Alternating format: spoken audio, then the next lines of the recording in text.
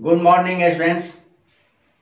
मैं इम्तियाज अहमद आपके YouTube channel ITZ English classes में एक बार फिर आपका स्वागत करता हूं। आज की इस पीरियड में मैं पार्ट्स ऑफ स्पीच के पहले एलिमेंट नाउन के बारे में बातें करूंगा। यहां मैं ये कोशिश करूंगा कि अंग्रेजी के सारे शब्दों में से आप किस तरह से एक नाउन को सेपरेट कर लोगे। आपको एक सिस्टम लेना होगा जिस सिस्टम के सहायता से आप सारे शब्दों में से अपने नाउन को अलग कर लें।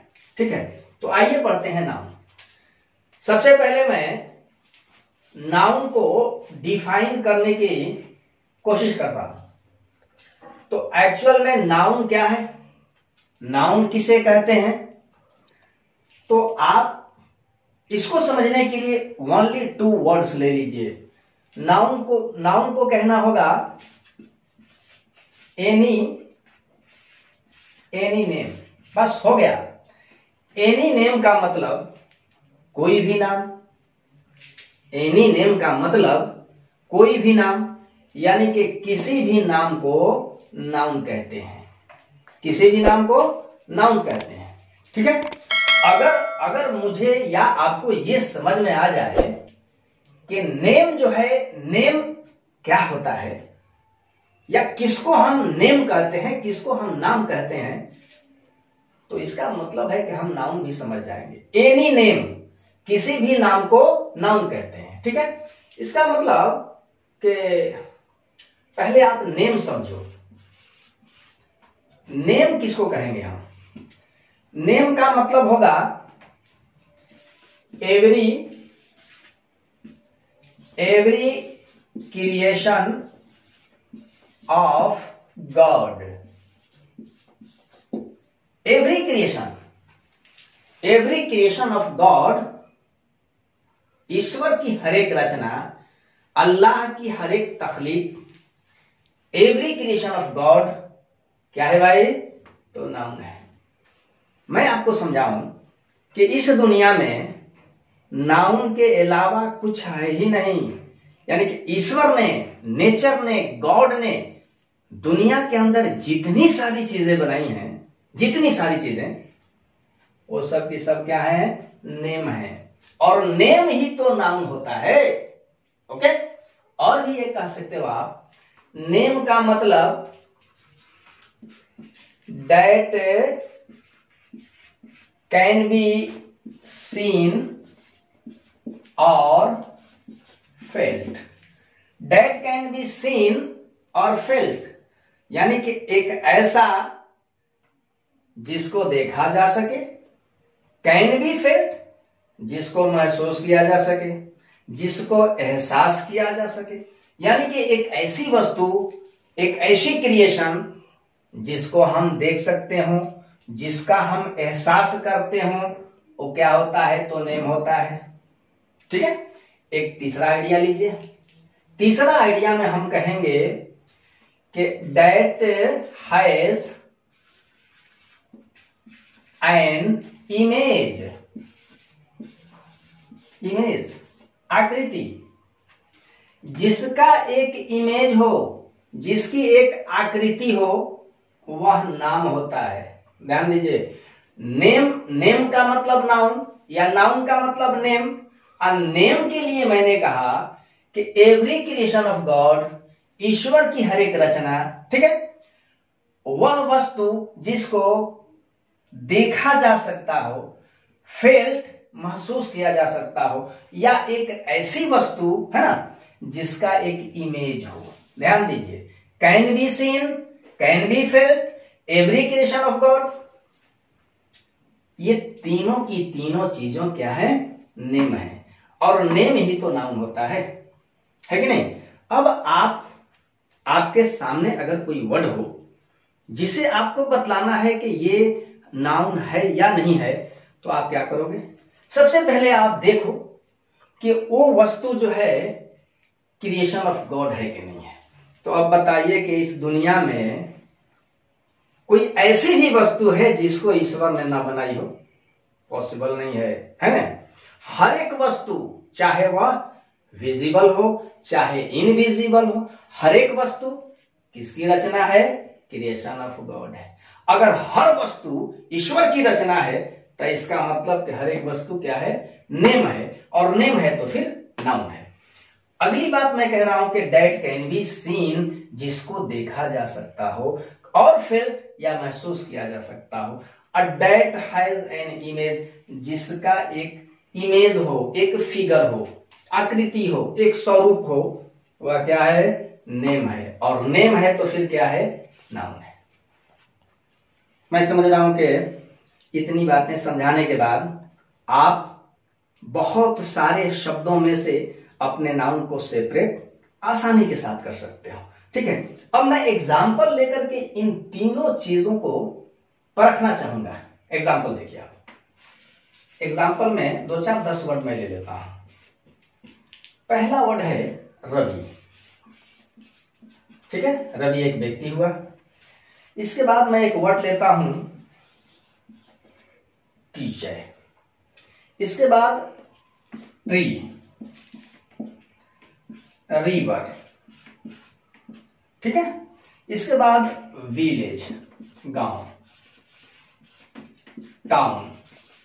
ध्यान देते चलोगे। अगला वर्ड रख लेता हूं डॉग, लायन, और फिर लव और ऑनेस्टी। मैंने समझाया कि ईश्वर की हर एक रचना नेम है, जिसको देखा जा सके या महसूस किया जा सके वह नेम है, या जिसका एक इमेज हो वह नेम है। अगर ये तीनों चीजें नेम है तो नेम ही तो नाउन होता है। ओके, अब मैंने एग्जाम्पल लिया है, करीब करीब 10 वर्ड्स हैं। अब 10 वर्ड्स में से हम ये देखेंगे कि क्या ये क्रिएशन ऑफ गॉड है कि नहीं है, बी सीन है कि नहीं है, फेल्ट हो सकता है कि नहीं, इमेज है कि नहीं है। तीनों बातों को हम परखेंगे। तो पहले में तो आपको परखना ही नहीं है। आपको पता है कि दुनिया की हर एक वस्तु, चाहे वह विजिबल हो चाहे इनविजिबल हो, है कि नहीं, वो सब की सब ईश्वर की रचना है। तो रचना के बारे में तो बात ही नहीं करनी है कि नहीं? Everything has been created by God, you know. आइए देखते हैं रवि। रवि को आप देख सकते हो, नहीं देख सकते?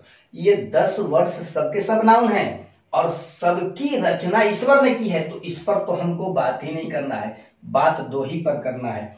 बताओ, रवि को देखा जा सकता है कि नहीं? टीचर को देखा जा सकता है कि नहीं? बिल्कुल देखा जा सकता है। इनका इमेज है कि नहीं है, आकृति है कि नहीं है? बिल्कुल है। आगे बढ़िए। ट्री और रिवर, बताइए, ट्री और रिवर को आप देख सकते हो कि नहीं देख सकते हो? निसंदेह देख सकते हो। इनका इमेज भी है। अब रही बात विलेज और टाउन की। इधर कहा कि एवरी क्रिएशन ऑफ गॉड, वो क्या है भाई? तो नेम है, और नेम नाउन है कि नहीं? अब आप कहोगे कि तो गांव तो हमने बसाया, टाउन तो हमने बनाया, है कि नहीं?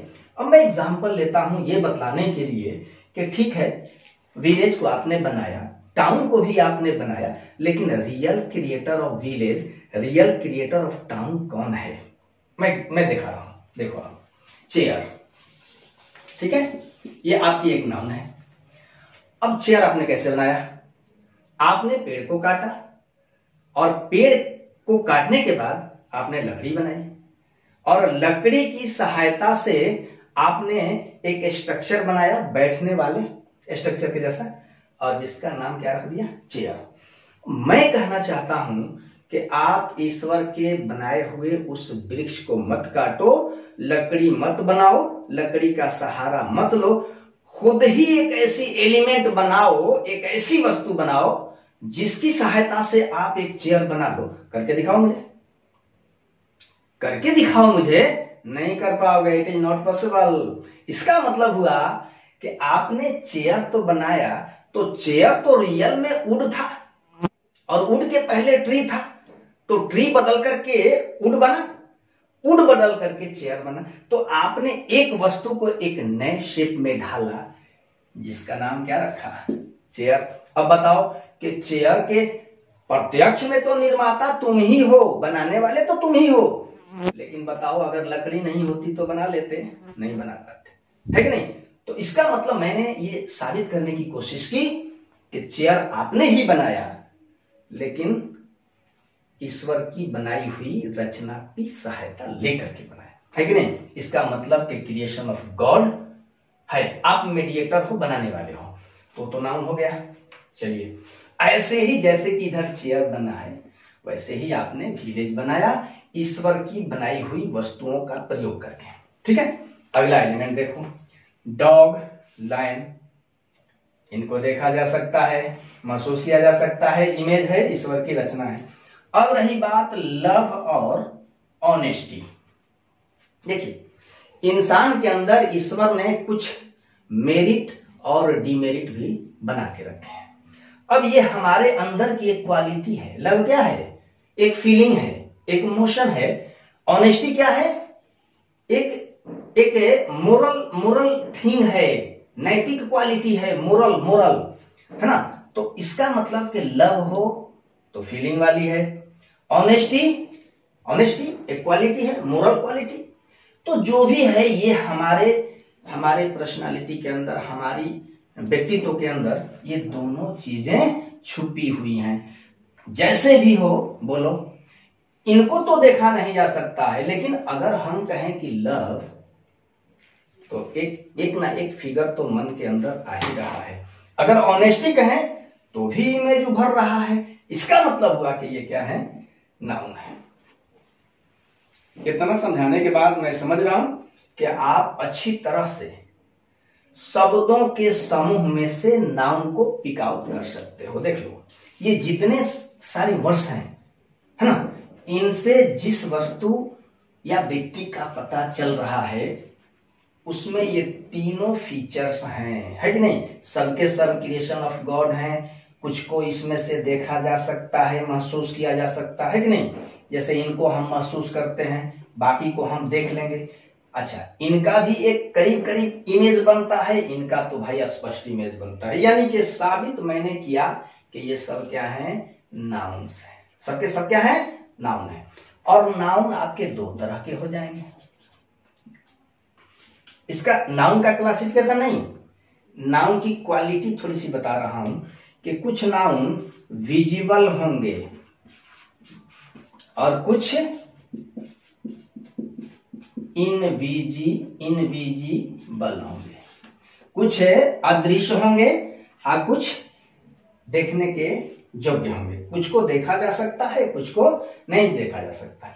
तो ये लव जो है या ऑनेस्टी जो है, ये इनविजिबल है। क्या है, इनविजिबल। और बाकी जो आप देख रहे हो, ये सब के सब क्या है, विजिबल है। ओके, अब देखिए, अब इसके बाद मैं ये कोशिश करूंगा 2-4 सेंटेंसेज रख करके शब्दों का एक समूह बनाने की कोशिश, और उस समूह में से नाउन को हम किस तरह से बाहर निकालेंगे। अब आइए उसको एक बार। अब तक मैंने बताया कि हम नाउन किसे कहते हैं।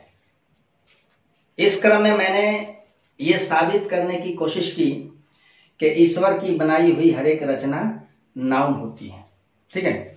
जिसको देखा जा सके या जिसको हम एहसास कर सकें, महसूस कर सकें, वो नाउन है। और जिसका एक आकृति हो, है ना, जिसकी एक इमेज हो, एक फिगर हो, वह आपका एक नाउन है। अब इस क्रम में मैंने 10 वर्ड्स लिए थे, है ना। अब मैं ये बता लूं कि नाउन के अंदर क्या क्या आ जाते हैं, ठीक है। आइए देखते हैं। जैसे कि मान लीजिए कि रवि और टीचर, ये पर्सन है। क्या है, पर्सन, आदमी। ट्री और रिवर, ये आपके थिंग हो जाएंगे। विलेज और टाउन, प्लेस होगा। डॉग एंड लायन, ये एनिमल होगा। लव, ऑनेस्टी, ये ह्यूमन फीलिंग है, ह्यूमन फीलिंग्स। अब आप ये भी डिफाइन करते हो नाउन को परिभाषित करने के लिए कि किसी व्यक्ति, वस्तु, स्थान, जानवर और मानवीय भावना के नाम को नाउन कहते हैं, है कि नहीं। किसी व्यक्ति, वस्तु, स्थान, जानवर और मानवीय भावना का नाम नाउन है कि नहीं। आप इस तरह से भी नाउन को डिफाइन कर सकते हो, ठीक है। लेकिन मेरा सबसे आसान तरीका ये होगा कि आप देखो कि जो शब्द मुझसे पूछा गया है कि ये नाउन है या नहीं है, तो मैं देखूंगा कि उसको हम देख सकते हैं या फिर महसूस कर सकते हैं या नहीं कर सकते हैं। उसकी एक आकृति बन रही है कि नहीं बन रही है। अगर बनती है ना, हम देख सकते हैं, महसूस कर सकते हैं, तो निसंदेह नाउन है। अब मैंने देखिए इसको साबित करने के लिए कुछ सेंटेंसेस लिए हैं। इनमें बहुत सारे शब्द आए हैं। मैं ये बताने की कोशिश करूंगा कि आप शब्दों के समूह में से किस प्रकार से नाउन को पिक आउट कर सकते हो। जैसे कि मान लीजिए रवि, रवि का फिगर है कि नहीं है, बिल्कुल फिगर है, इसको मैं देख सकता हूं, आप भी देख सकते हो, है कि नहीं।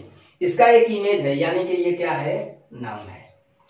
इज का कोई इमेज नहीं है, इज को गॉड ने बनाया भी नहीं, ए को भी नहीं बनाया। फेमस भी, फेमस के अंदर भी इमेज नहीं है, लेकिन देखो यहाँ टीचर, टीचर का एक इमेज है, यानी कि ये नाउन है।